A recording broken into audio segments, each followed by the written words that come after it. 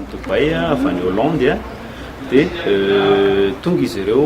hijery ny tetikasa tsara ananan'ny mpianatra zany.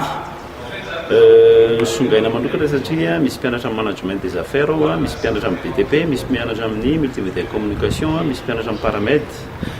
presque ny filière fito zany. Ny droit koa tafiditra ao, ny tourisme et hôtellerie ary ny informatique dia natson'ny groupe avy any Dubai zany hitondra ny tetikasany. Io tetikasa io dia tena ho tanterahiny eto Madagasikara, izay isy moa zany ny fampiratiana ho atao any Dubai amin'ny volana septembre izay efa niresahany teo dia anisan'ny voatsonga, anisan'ny ho any Dubai zany ny mpianatra ao anatin'ny université GSI dia isaorana manokana zany, isaorana manokana koa ny ministre Guy Rivo,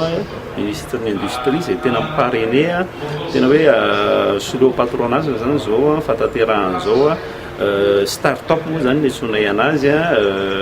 nyresahana teo foana moa zany le hoe blockchain zay no nyresahan'ny président dia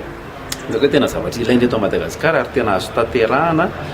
azo réalisena zany ny zavatra nisy androany. Ireo mpianatra ireo misy diplômé amin'ny DTS, diplôme de technicien supérieur, misy koa manana ny licence ary misy hiditra amin'ny 4e année. Tena manana tetikasa ireo satria nanana projet izy ireo nanaovana ny diplôme de technicien supérieur, nanana projet ihany koa izy ireo nanaovana ny licence zany dia efa tsikaritra ny parrain moa zany ny président Nirady tamin'ny taona dia efa natsikaritra avy hatrany mahay reto mpianatra reto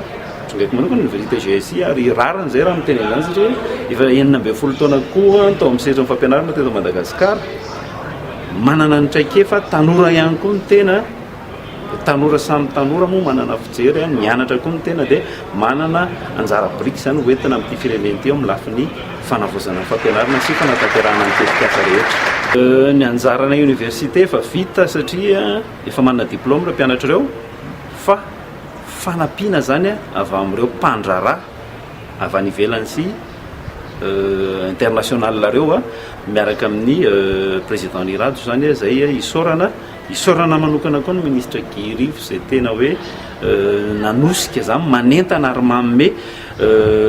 valisoa an'ireo mpianatra manana tetikasa tsara indrindra hoy izy, folo amin'ireo mpianatra manana tetikasa tsara indrindra dia azo valisoa lehibe avy amin'ny ministèren'ny industrie eto Madagasikara.